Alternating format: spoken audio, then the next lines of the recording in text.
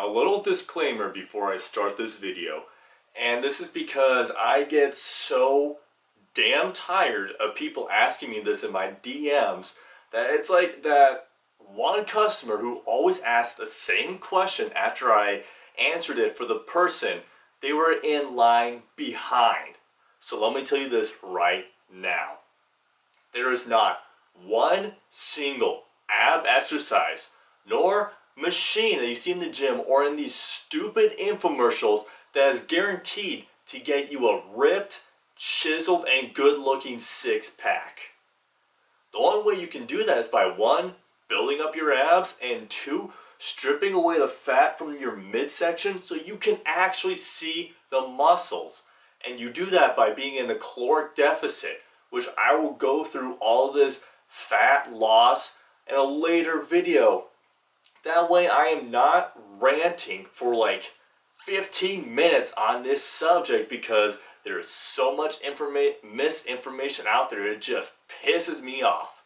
Instead, in this video today, I'm going to be telling you or showing you my top 4 ab exercises that in my experience I have found most useful for when I want to put some mass onto those building blocks. So let's get into the video. Now the first exercise is actually the hardest one of these 4, and that is the hanging leg raise. Why is it so hard? Because you don't realize how heavy your legs are until you have to lift them up to engage your core. And throughout this exercise, to prevent yourself from swinging back and forth the entire time, you have got to keep your core contracted the entire time. And when I was first trying to build up my abs, I was doing these like crazy, and let me tell you this, I started barely being able to do 3 clean reps, and now I've gotten to the point where I can do about 4 sets of 12 kind of easily, but still with really good form. And honestly, all the guys I know of who have really strong cores and great abs, they can do this exercise like it's no one's business. They are so good at it. They can even use somewhat heavy dumbbells when they are lifting their legs up. And one cue I would say to really activate your lower abs in this movement is to, what I tell myself is to show my ass to the invisible person right in front of me. And all in all, this exercise is so effective just because it is so freaking hard. And as I will say repeatedly on this channel, those exercises which are the hardest usually are the ones that you should be doing to put some mass onto those twigs you call bones. Now the second one is going to be the decline crunch. And I love this exercise because it really makes everything hard on your abs. Why? Because when you are in that 30 to 45 degree decline and you're having to sit up, well, if you know biomechanics, your abs really don't ever get a break in the middle of this movement or ever in this movement except at the bottom. Which when you're at the bottom, you're really going to want to create an arch with your back to make sure you're getting a full range of motion. And when you're doing this movement, if you cannot use weight yet, that is perfectly fine, okay? Just use body weight and slowly work your way up. In this exercise, I love it just because you can really load up the weight on the abs with this. But one thing I will say so you can avoid injury is to really, well, 1, keep your core contracted during the whole movement, and 2, make sure you maintain control, especially when you get to the part where you can, or to the point where you can use a barbell and put weights on it if you're that big of a beast. Now the third one I put on here, and my kinesiology prof is probably going to run me over with a truck because I put this on the video, but it is none other than a side bend. And I love this movement because it really puts your obliques through a large range of motion. Meaning when you have one dumbbell on the other side, I want you to stretch as far as you possibly can while keeping your hips in the same point. Then once you have reached that point, I want you to fully contract to the other side, still keeping your hips in the same place. And this movement is going to put a ton of mechanical stress onto your obliques because you are always stronger when you are focusing on one muscle to 2 at a time. And you can really load up this movement. I've seen guys doing this with like 130-pound dumbbells. You can really load it up.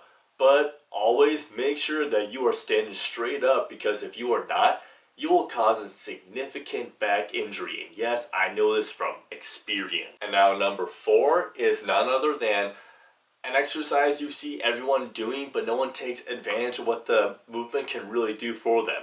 And that is the Russian twist.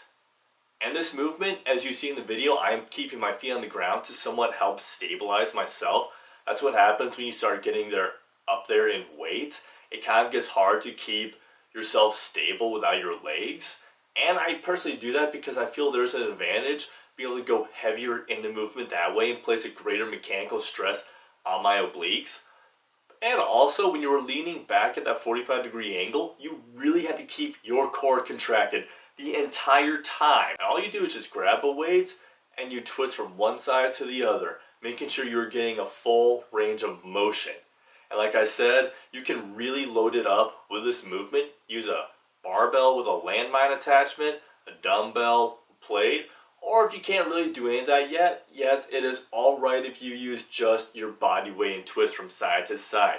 Like I say, start with what you can do and slowly work your way up. I love this movement not only because you're really able to overload the abs with it, but because you are also really able to hit the internal as well as the external obliques, because, well, not many oblique exercises are able to do that.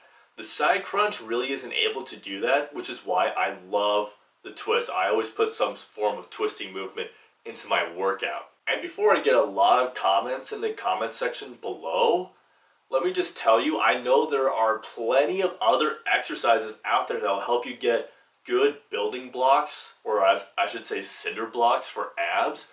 But honestly, in my opinion, in my experience, these 4 exercises are the ones that have done the most for my ab development.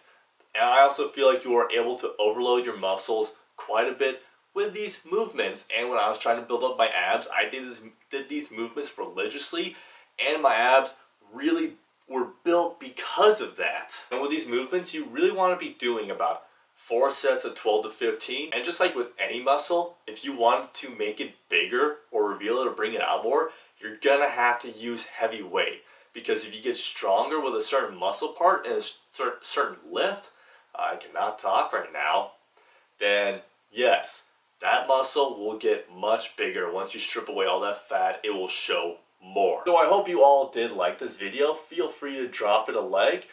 Put any topic you want me to want me to cover in the comment section below of this video. And as always, subscribe for more content coming soon.